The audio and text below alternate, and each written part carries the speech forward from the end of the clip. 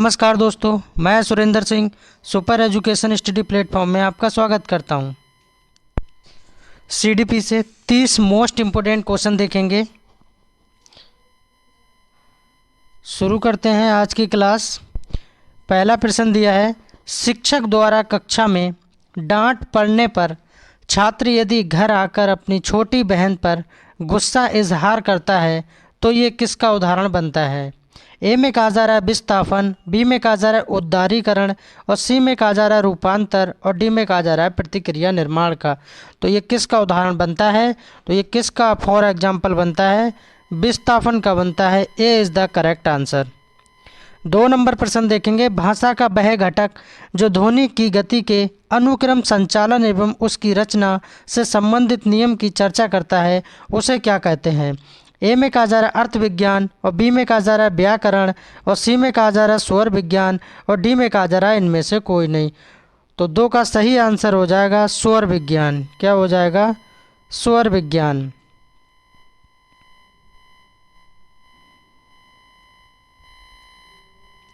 तीन नंबर प्रश्न देखेंगे, निम्नलिखित में से कौन सीखने यानी लर्निंग के गेस्टाल्ट सिद्धांत से संबंधित है? ए में कहा जा रहा है पावलोव और बी में कहा जा रहा है स्किनर और सी में कहा जा रहा है कोहलर और डी में कहा जा रहा है थॉर्नडाइक। तो 3 का सही आंसर हो जाएगा Kohler. Kohler, C is the right answer. 4 number प्रश्न देखेंगे, लक्ष्य निर्देशित व्यवहार में बाधा आना डॉट डॉट डॉट क्या कहलाता है? ए में कहा जा रहा है संवेग, बी में कहा जा रहा है अभिप्रेरणा और सी में कहा जा रहा है कुंठा और डी में कहा जा रहा है आक्रामकता। तो 4 का सही आंसर हो जाएगा कुंठा। कुंठा।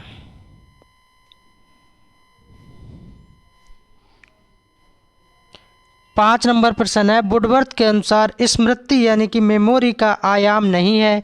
नहीं में पूछा जा रहा है क्या आयाम नहीं है? ए में कहा जा रहा है धारणा, यहाँ पर धारणा होगा, धारणा,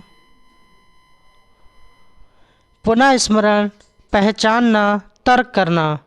5 का सही आंसर हो जाएगा तर्क करना।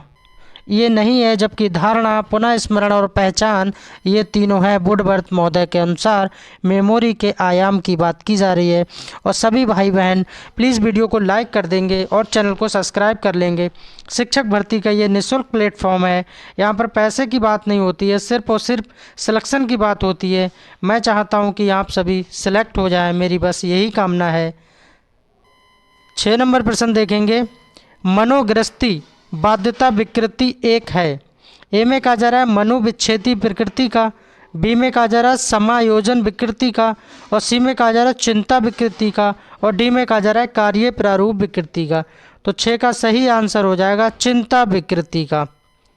सी इज द राइट आंसर। 7 नंबर प्रश्न देखेंगे, अहम जिसको इंग्लिश में क्या बोलते हैं? ईगो बोलते हैं, निर्देशित होता है। ए में कहा जा रहा है सुख के सिद्धांत द्वारा, बी में कहा जा रहा है वास्तविकता का सिद्धांत द्वारा और सी में कहा जा रहा है आदर्शवादी सिद्धांत द्वारा और डी में कहा जा रहा है सामान्य सिद्धांत द्वारा। तो 7 का सही आंसर हो जाएगा वास्तविकता सिद्धांत द्वारा अहम यानी ईगो निर्देशित करता है। B is the right answer. 8 number question देखेंगे, सामूहिक अचेतन का संप्रदाय डॉट डॉट द्वारा दिया गया था। सामूहिक अचेतन की बात हो रही है। ए में कहा जा रहा है हर्निंगवर्थ के द्वारा, बी में कहा जा रहा है जीन प्याजे के द्वारा और सी में कहा जा रहा है हैविसघट के द्वारा और डी में कहा जा रहा है युंग के द्वारा। तो 8 का सही आंसर हो जाएगा युंग के द्वारा। किसके द्वारा? युंग के द्वारा। D is the right answer. 9 number question देखेंगे, सृजनशीलता की पहचान हेतु किसने सृजनात्मक चिंतन परीक्षण का निर्माण किया? ए में कहा जा रहा है मैरीफील्ड और बी में कहा जा रहा है टोरेंस और सी में कहा जा रहा है क्रोल एवं ब्रूस और डी में कहा जा रहा है केंट। तो 9 का सही आंसर हो जाएगा टोरेंस। क्या हो जाएगा? टोरेंस। टोरेंस। टोरेंस। 10 नंबर प्रश्न है, जब व्यक्ति का एक परिस्थिति का अधिगम दूसरी स्थिति में उसके सीखने तथा निष्पादन को प्रभावित करता है तो उसे क्या कहते हैं? ए में कहा जा रहा है चिंतन, और बी में कहा जा रहा है स्मृति, और सी में कहा जा रहा है अधिगम अंतरण, और डी में कहा जा रहा है बौद्धिक विकास। तो 10 का सही आंसर हो जाएगा अधिगम अंतरण। सी इज़ द राइट आंसर। सी इसका सही आंसर हो जाएगा। 11 नंबर क्वेश्चन देखेंगे। आवश्यकता का पदानुक्रम सिद्धांत डॉट डॉट द्वारा प्रतिपादित किया गया है। आवश्यकता का पदानुक्रमांक जो सिद्धांत है वो किसके द्वारा दिया गया है? ए में कहा जा रहा है मैस्लो, और बी में कहा जा रहा है वाटसन, और सी में कहा जा रहा है कोहलर, और डी में कहा जा रहा है पावलोव। तो किसके द्वारा ये दिया गया है? मैस्लो के द्वारा आवश्यकता का पदानुक्रम सिद्धांत को दिया गया है, मैस्लो के द्वारा। Maslow, A is the right answer. 12 number question देखेंगे। पियाजे के संज्ञानात्मक विकास सिद्धांत में अमूर्त तर्क एवं परिपक्व नैतिक चिंतन किस अवस्था की विशेषताएं हैं? ए में कहा जा रहा है संवेदी गामक अवस्था, बी में कहा जा रहा है पूर्व संक्रियात्मक अवस्था, और सी में कहा जा रहा है औपचारिक संक्रियात्मक अवस्था, और डी में कहा जा रहा है मूर्त संक्रियात्मक अवस्था। 12 का सही आंसर हो जाएगा औपचारिक संक्रियात्मक अवस्था। C is the right answer. 13 नंबर क्वेश्चन देखेंगे। 13 नंबर क्वेश्चन देखेंगे। बंडूरा का कथन है कि बच्चे प्रतिक्रियाएं प्रतिमानवीकरण द्वारा सीखते हैं जिनको डॉट डॉट भी कहा जाता है। क्या कहा जाता है बंडूरा महोदय के कथन के अनुसार? ए में कहा जा रहा है अभ्यास द्वारा सीखना, और बी में कहा जा रहा है अंतर्दृष्टि द्वारा सीखना, और सी में कहा जा रहा है निरीक्षणात्मक अधिगम के द्वारा सीखना, और डी में कहा जा रहा है पुरस्कार द्वारा सीखना। 13 का सही आंसर हो जाएगा निरीक्षणात्मक अधिगम के द्वारा सीखना। C is the right answer.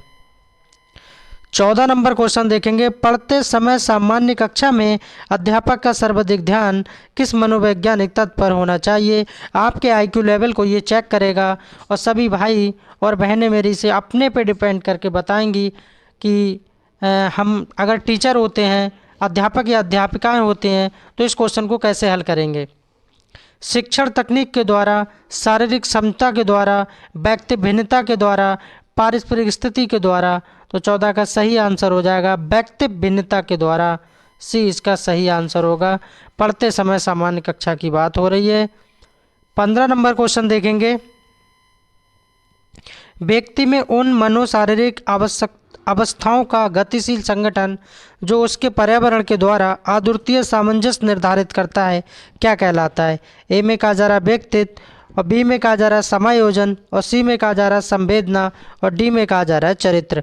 तो 15 का सही आंसर हो जाएगा व्यक्तित्व, और व्यक्तित्व को इंग्लिश में क्या बोलते हैं? पर्सनालिटी बोलते हैं। 16 नंबर क्वेश्चन देखेंगे। स्पीयरमैन के अनुसार तर्क करने की क्षमता और समस्या समाधान करने की क्षमता क्या कहलाती है? ए में कहा जा रहा है एस प्रकार, और बी में कहा जा रहा है जी प्रकार, और सी में कहा जा रहा है विशिष्ट बुद्धि, और डी में कहा जा रहा है सांस्कृतिक बुद्धि। स्पीयरमैन के अनुसार बताना है एस प्रकार या जी प्रकार क्या होगा। 16 का सही आंसर हो जाएगा जी प्रकार, यानी जी फैक्टर। क्या होगा? G factor. G factor, B is the right answer. 17 number question है डॉट डॉट जन्मजात व्यक्तित्व गुणों का योगफल है। क्या है? ए में कहा जा रहा है समानता, और बी में कहा जा रहा है वंशानुक्रम, और सी में कहा जा रहा है निरंतरता, और डी में कहा जा रहा है इनमें से कोई नहीं। 17 का सही आंसर हो जाएगा वंशानुक्रम। क्या हो जाएगा? वंशानुक्रम। वंशानुक्रम,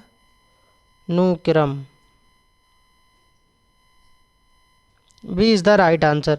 और सभी भाई बहन प्लीज़ वीडियो को लाइक ज़रूर कर देंगे और कमेंट करके बताएंगे कि 30 में से आपका सीडीपी में कितना स्कोर जा रहा है। मैं लगातार वीडियो आपको दे रहा हूँ, बस बने रहें चैनल पर। 18 नंबर क्वेश्चन है निम्नलिखित में से बालक के संवेगात्मक विकास को प्रभावित करने वाले कारक कौन से हैं?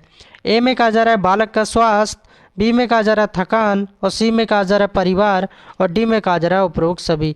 तो 18 का सही आंसर हो जाएगा बालक का स्वास्थ्य पे भी डिपेंड करता है, थकान पे भी डिपेंड करता है, और परिवार पे भी डिपेंड करता है, इसलिए इसका सही आंसर हो जाएगा उपरोक्त सभी। D is the right answer. 19 number question देखेंगे, सतत एवं मूल्यांकन में निम्नलिखित उपकरणों एवं विधियों का प्रयोग किया जाता है, किसका किया जाता है? ए में कहा जा रहा है निरीक्षण, और बी में कहा जा रहा है प्रश्नावली, और सी में कहा जा रहा है साक्षात्कार, और डी में कहा जा रहा है ये सभी। तो 19 का सही आंसर हो जाएगा निरीक्षण भी ज़रूरी है, और प्रश्नावली भी ज़रूरी है, और साक्षात्कार यानी इंटरव्यू भी ज़रूरी है, इसलिए डी इसका सही आंसर हो जाएगा। D is the right answer. 20 number question देखेंगे, किस अवस्था में नैतिक विकास नहीं के बराबर होता है? ये रिपीटेड क्वेश्चन है, बहुत मोस्ट इम्पोर्टेंट क्वेश्चन है। नहीं में पूछा जा रहा है कि किस अवस्था में नैतिक विकास नहीं के बराबर होता है? बाल्य अवस्था, शैशव अवस्था, किशोरावस्था और युवावस्था। तो 20 का सही आंसर हो जाएगा शैशव अवस्था। और कमेंट करके आप बताएंगे। अवस्थाओं पे मैंने स्पेशल वीडियो डाली है, अगर आपने नहीं देखी है तो प्लेलिस्ट में आके देख सकते हैं कि शैशव अवस्था का टाइम क्या है, कब से कब तक शैशव अवस्था चलती है। कमेंट करके सभी भाई बहन बताएंगे। 21 नंबर क्वेश्चन देखेंगे, जीन पियाजे के अनुसार संज्ञानात्मक विकास की द्वितीय अवस्था सेकंड स्टेज की बात कर रहा है। ए में कहा जा रहा है मूर्त संक्रियात्मक अवस्था, बी में कहा जा रहा है संवेदी गामक अवस्था, और सी में कहा जा रहा है पूर्व संक्रियात्मक अवस्था, और डी में कहा जा रहा है औपचारिक संक्रियात्मक अवस्था। तो 21 का सही आंसर हो जाएगा पूर्व संक्रियात्मक अवस्था। C is the right answer. 22 number question देखेंगे, निम्न में से कौन सा युग्म गलत है? गलत के बारे में बताना है। ए में कहा जा रहा है मैस्लो ने आवश्यकता सिद्धांत दिया है, बी में कहा जा रहा है मैकडूगल ने मूल प्रवृत्ति का सिद्धांत दिया है, और सी में कहा जा रहा है सिगमंड जो फ्राइड हैं क्रिया प्रसूत का सिद्धांत दिया है, और डी में कहा जा रहा है थॉर्नडाइक ने प्रयत्न एवं मूल का सिद्धांत दिया है। गलत को बताना है। तो 22 में गलत क्या हो जाएगा? सी वाला गलत हो जाएगा। क्रिया प्रसूत का सिद्धांत किसने दिया है? स्किनर महोदय ने दिया है, और यहाँ पर सिगमंड फ्राइड लिखा है, किसने दिया है? स्किनर महोदय ने दिया है, जबकि यहाँ फ्राइड दिया है, तो यही गलत हो जाएगा। मैस्लो ने आवश्यकता सिद्धांत दिया है, बिल्कुल ठीक बात है, और मैकडूगल ने मूल प्रवृत्तियों का सिद्धांत दिया, ये भी बिल्कुल ठीक है, और प्रयत्न एवं मूल का सिद्धांत थॉर्नडाइक महोदय ने दिया, ये भी बिल्कुल ठीक है। 23 नंबर क्वेश्चन देखेंगे, एक प्राथमिक विद्यालय की अध्यापिका बच्चों को एक प्रभावशाली समस्या समाधानकर्ता बनने के लिए किस प्रकार से प्रोत्साहित कर सकती है? प्रोत्साहित कैसा वर्ड है? ये पॉजिटिव वर्ड है। और हतोत्साहित कैसा वर्ड है? ये नेगेटिव टैग वर्ड है, ये भी याद रखना है। ए में कहा जा रहा है केवल प्रक्रियात्मक ज्ञान पर बल यानी महत्व देकर, बी में कहा जा रहा है गलत उत्तरों को अस्वीकार करके एवं दंडित करके, और सी में कहा जा रहा है बच्चों को सहजानुभूत अनुमान लगाने के लिए प्रोत्साहित करके तथा उसी पर आधारित विचार मंथन करके, और डी में कहा जा रहा है प्रत्येक छोटे कार्य के लिए भौतिक पुरस्कार देके। अब पॉजिटिव की बात की जा रही है, तो ये पेडागोजी के क्वेश्चन होते हैं, तो इसमें हटाने की सबसे अच्छी ट्रिक यही है, जब पॉजिटिव की बात की जाए तो नेगेटिव को पहले हटा देना है। केवल ये कैसा है? नेगेटिव वर्ड है, तो ये कट गया। गलत उत्तरों को अस्वीकार करके एवं दंड देके, ये भी गलत है, दंड नहीं दे सकते, तो बी भी गलत हो गया। तो 23 का क्या सही हो जाएगा? सी सबसे बड़ा आंसर और पॉजिटिव आंसर। यहाँ प्रोत्साहित की भी बात की गई है, बहुत ही अच्छा आंसर है। आप आराम से नैनो सेकंड में पहचान सकते हैं कि बच्चों को सहजानुभूत अनुमान लगाने के लिए प्रोत्साहित करके तथा उसी पर आधारित विचार मंथन करके। और डी में कहा जा रहा है प्रत्येक छोटे कार्य के लिए भौतिक पुरस्कार, ऐसा नहीं, क्योंकि प्रत्येक और केवल ये नेगेटिव में आते हैं, इसलिए काट देंगे, और सी इसका सही आंसर हो जाएगा। 24 नंबर क्वेश्चन देखेंगे, कक्षा में परिचर्चा के दौरान एक शिक्षक प्रायः लड़कियों की तुलना में लड़कों पर अधिक ध्यान देता है, ये किसका उदाहरण है? सीटेट इस क्वेश्चन को बार बार घुमा घुमा के पूछता है। ये जेंडर रूढ़िवादिताओं पर डिपेंड करता है क्वेश्चन, और बहुत तरह से इस क्वेश्चन को पूछा जाता है, इसलिए वेरी IMP लगा लीजिए इस क्वेश्चन पे। 24 का सही आंसर हो जाएगा जेंडर पक्षपात। क्या हो जाएगा? जेंडर पक्षपात की बात हो रही है, जेंडर पहचान की नहीं, जेंडर समरूपता की नहीं, जेंडर ये तीनों गलत हैं। जेंडर पक्षपात सही हो जाएगा कि कक्षा में जो परिचर्चा के दौरान एक शिक्षक है, एक टीचर है, एक अध्यापक है, वो लड़कियों की तुलना में लड़कों पर अधिक ध्यान दे रहा है, जबकि लड़कियों पर कम दे रहा है, तो जेंडर पक्षपात की बात हो गई यहाँ पर। 25 नंबर क्वेश्चन देखेंगे, निम्न के अनुसार बच्चों के चिंतन के बारे में सामाजिक प्रक्रियाओं तथा सांस्कृतिक संदर्भ के प्रभाव को समझना आवश्यक है। ये किसने कहा है? जीन प्याजे महोदय के अनुसार आवश्यक है, या लेव वाइगोस्की के अनुसार, या अल्बर्ट बंडूरा के अनुसार, या कोहलर के अनुसार? तो 25 का सही आंसर हो जाएगा लेव वाइगोस्की के अनुसार। ये बहुत ज़रूरी है, बी इसका सही आंसर हो जाएगा। और सभी भाई बहन प्लीज़ कमेंट करके बताएंगे कि लेव वाइगोस्की कहाँ के रहने वाले वैज्ञानिक हैं। 26 नंबर क्वेश्चन देखेंगे। तत्वों, सिद्धांतों एवं अन्य विषयगत संबंधों का स्पष्टीकरण जिसे शिक्षक बच्चों को सुनना एवं समझना चाहता है किस कौशल की अभिव्यक्ति है? यहाँ कौशल के बारे में बताना है। ए में कहा जा रहा है वाद विवाद विधि के द्वारा, और बी में कहा जा रहा है व्याख्यान विधि के द्वारा, और सी में कहा जा रहा है समस्या समाधान के द्वारा, और डी में कहा जा रहा है शोध विधि के द्वारा। 26 का सही आंसर हो जाएगा व्याख्यान विधि के द्वारा। किसके द्वारा? व्याख्यान विधि के द्वारा। व्याख्यान, B is the right answer. 27 number question देखेंगे। आपकी कक्षा का एक छात्र कक्षा में बहुत कम बोलता है, आप उसे अपनी भावनाओं को व्यक्त करने के लिए कैसे प्रेरित करेंगे? क्या करेंगे आप? ए में कहा जा रहा है उसके साथ विचार विमर्श करके, और बी में कहा जा रहा है उसे कक्षा की गतिविधियों में भाग लेने हेतु प्रेरित करके, और सी में कहा जा रहा है उसे विभिन्न खेल कूद तथा अन्य कार्यक्रम में भाग लेने के लिए प्रेरित करके जिससे बालक बोलने हेतु उत्साह महसूस कर सके, और डी में कहा जा रहा है उन छात्रों को अच्छे अंक देकर जो कक्षा में बोलते हैं। तो डी तो इसका बहुत ही गलत आंसर है, डी तो हो नहीं सकता। मैंने कहा नेगेटिव को हटाओ पहले, उसके विचार विमर्श करके, तो ये भी नहीं होगा। और बी उसे कक्षा की गतिविधियों में भाग लेने हेतु, कुछ हद तक ये पॉजिटिव है, लेकिन हमें सी वाला सबसे अच्छा लग रहा है, क्योंकि उसे विभिन्न खेल कूद तथा अन्य कार्यक्रम में भाग लेने के लिए प्रेरित करके जिससे बालक बोलने हेतु उत्साह महसूस कर सके। सबसे लंबा और बढ़िया और सटीक आंसर सी हो जाएगा। 28 नंबर क्वेश्चन देखेंगे। रीवा अपनी कक्षा को क्षेत्र भ्रमण पर ले जाती है और वापस आने पर अपने विद्यार्थियों के साथ भ्रमण पर चर्चा करती है। ये किसकी ओर संकेत करता है? एक रीवा नाम की टीचर हैं जो अपनी कक्षा को क्षेत्र भ्रमण पर ले जाती हैं। तो ए में कहा जा रहा है आकलन का सीखना, और बी में कहा जा रहा है सीखने का आकलन, और सी में कहा जा रहा है सीखने के लिए आकलन, और डी में कहा जा रहा है आकलन के लिए सीखना। 28 का सही आंसर हो जाएगा सीखने के लिए आकलन। ये भी सीटेट का रिपीटेड क्वेश्चन है, मोस्ट इम्पोर्टेंट लगा लीजिए, और प्लीज़ वीडियो को लाइक कर दीजिए। और इस वीडियो का सेकंड लास्ट क्वेश्चन है 29 नंबर। बालक के व्यक्तित्व के सर्वांगीण विकास के लिए किन मौलिक तत्वों की जानकारी शिक्षकों को होना अति आवश्यक होता है? ए में कहा जा रहा है बच्चों के नैतिक आचरण का, और बी में कहा जा रहा है बच्चों के व्यवहार का, और सी में कहा जा रहा है ए और बी जो ऊपर दोनों बातें कही गई हैं क्या वो सही हैं, और डी में कहा जा रहा है इनमें से कोई नहीं। तो 29 का सही आंसर हो जाएगा ए और बी दोनों बातें ठीक है, यानी सी इसका सही आंसर हो जाएगा। बच्चों के नैतिक आचरण का विकास और बच्चों के व्यवहार इन दोनों पे ही डिपेंड करता है। और इस वीडियो का लास्ट क्वेश्चन देखेंगे 30 नंबर। माता पिता से बच्चों में स्थानांतरित होने वाले लक्षणों को क्या कहा जाता है?